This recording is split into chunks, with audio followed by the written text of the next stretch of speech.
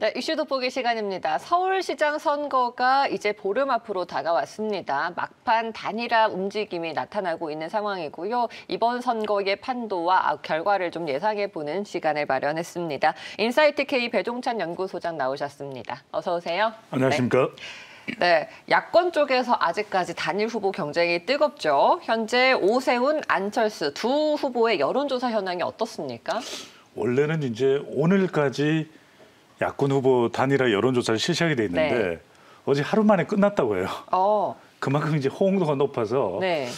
오늘 이것도 일종의 속보입니다. 속보인데 오늘 오전 9시 30분에 단일 후보 네. 발표한다고 하니까 이제는 이 단일 후보가 결정되면 이 야권 단일 후보 대 더불어민주당의 박영선 후보 양자 대결 구도가 될 가능성이 상당히 높고, 물론 서울시장 보궐선거에 후보자 등록을 한 후보자들은 모두 13명입니다. 네. 하지만 선거는 대체적으로 이 더불어민주당의 박영선 후보, 그리고 오늘 결정되는 야권 단일 후보 사이에 혈전이 될 것으로 보입니다. 어떤 후보인지는 아직 결정은 안 된 거고요.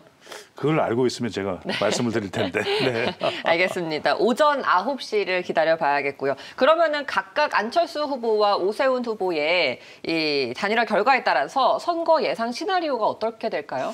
좀 많이 달라진다고 봐야 되겠죠. 아주 크게 달라질까라고 생각하실 수 있지만, 오세훈 후보가 오늘 이제 야권 단일 후보로 만약에 결정이 된다 그러면 국민의힘 중심으로 이제 야권은 재편이 될 겁니다. 그래서 국민의힘 중심으로 보수 야권이 또 결집하는 그런 형태가 될 것 같고요.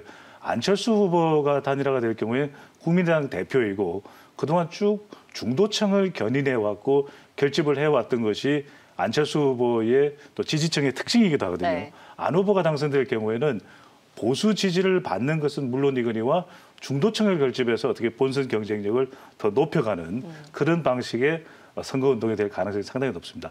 그리고 오 후보가 되면 국민의힘 중심, 그리고 안철수 후보가 단일 후보로 결정이 될 경우에는 좀 중도층을 견인해가는 그런 선거운동이 될 가능성이 상당히 높아 보입니다.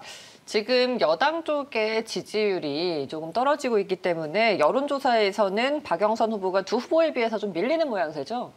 그렇죠. 이게 3월 초만, 이달 초만 하더라도 더불어민주당의 박영선 후보가 상당히 준비된 후보로서 경쟁력 있는 모습을 보였는데, 이번 달 이뿐만 아니라 앞으로도 올해 내내 가장 큰 변수는 역시 LH 사태라고 봐야 되겠죠. LH 사태로 이 상당한 영향을 받았습니다. 그래서 부동산 이슈가 서울시장 보궐선거 전체를 이제 지배하는 현상이 발생하면서 가장 많은 타격을 입은 것은 역시 여당 후보라고 봐야 될 것 같고요.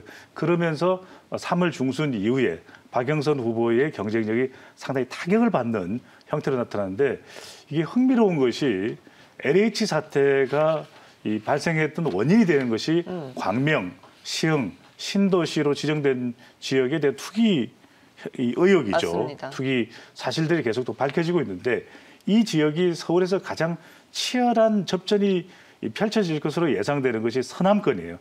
그러니까 서울 지역에 살고 계신 분들은 강서구, 또 양천구, 구로구, 금천구, 영등포구, 동작구, 관악구, 이 경계를 넘어서면 바로 있는 도시가 어디냐? 광명과 시흥입니다. 그러다 보니까 박영선 후보가 가장 큰 타격을 받으면서 이 정권 심판 여론이 더욱 부각되는 현상이 나타났고요. 그러다 보니까 선거에서 중요한 것이 또 대통령 지지율과 정당 지지율인데, 이 대통령 지지율도 하락하고 또 더불어민주당 지지율도 부정적으로 영향을 받으면서 이 박영선 후보가 타격 또 영향을 받는 결과로 나타나고 있는 추세인데, 이건 뭐 선거일이 앞으로도 한 15일 정도 남아있기 때문에 어떤 변화가 있을지 앞으로 더 지켜봐야 될 부분으로 보입니다.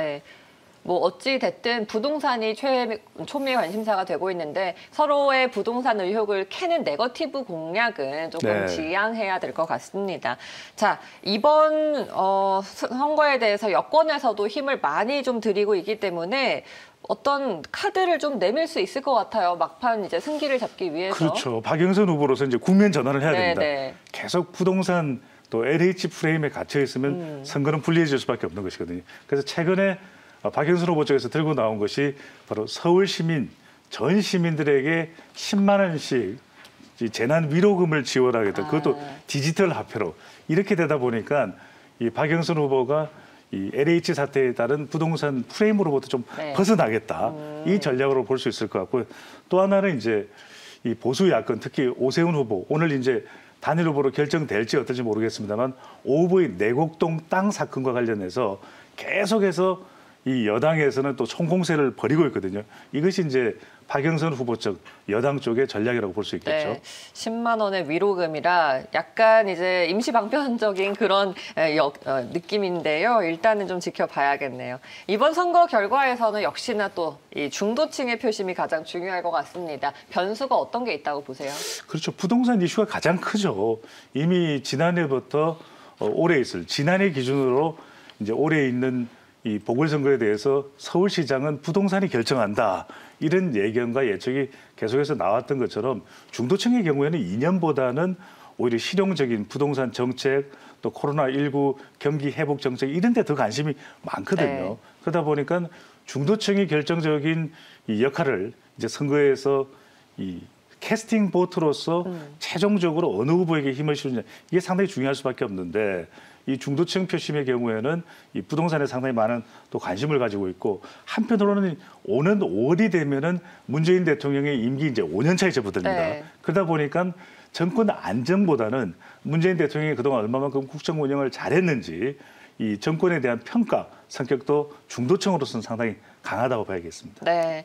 그러면은 새 후보의 공약을 다시 한번 정리 좀 해주세요. 네, 박영선 후보는 대체적으로 21분 다핵 중심 도시, 이른바 콤팩트 도시를 이야기하면서 21분 시간 내에 서울시의 기능을 할 수 있고 시민들은 자유롭고 또 편하게 이용할 수 있는 것을 강조하고 있고 또 수직 정원을 이야기하고 있습니다. 그러니까 박영선 후보가 서울시장이 된다면 우리 투자자의 관점에서 볼 때는 친환경 정책 쪽에 상당히 또 관심이 기울여질 가능성이 있고요. 디지털 화폐를 이야기했기 때문에 전자결제 부분도 상당히 서울시 중심으로 해서는 곽강을 받을 수가 있습니다. 이 오세훈 후보는 이런 이야기를 합니다. 모두에게 지원하는 것보다는 선별 지원을 통해서 이 상박 하후 아래쪽을 두텁게 하는 그런 서울 안심 정책을 펴겠다. 재정 지원을 통해서 서울의 기득권보다는 오히려 좀 상층보다는 하층에서 두텁게 잘 살 수 있는 기반을 만들겠다는 이야기를 하고 있고요. 네. 안철수 후보는 민간 주도형 주택 공급 정책을 이야기하고 있습니다. 세금은 좀 낮추겠다.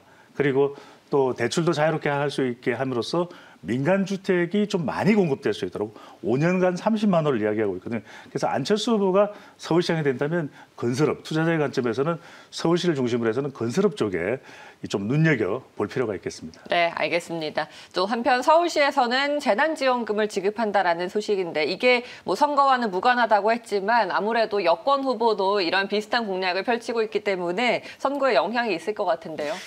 없지는 않겠죠. 네. 근데 선거에 결정적이다라고 보기는 힘들 것 같고요. 왜냐하면은 서울의 25개 구청장 중에서 유일하게 국민의힘 소속인 서초구의 조은희 구청장도 이걸 받아들이고 있거든요. 왜냐하면 재난지원금 필요합니다. 선거와 상관없이. 물론 선거에 간접적인 영향을 줄 수 있을지는 몰라도 선거에 결정적으로 표심을 결정하는 기준은 아닐 것으로 보입니다. 네, 알겠습니다. 자, 오늘 배종찬 소장님 말씀 여기까지 듣겠습니다. 서울시장 선거에 대해서 전망해봤습니다. 고맙습니다. 감사합니다.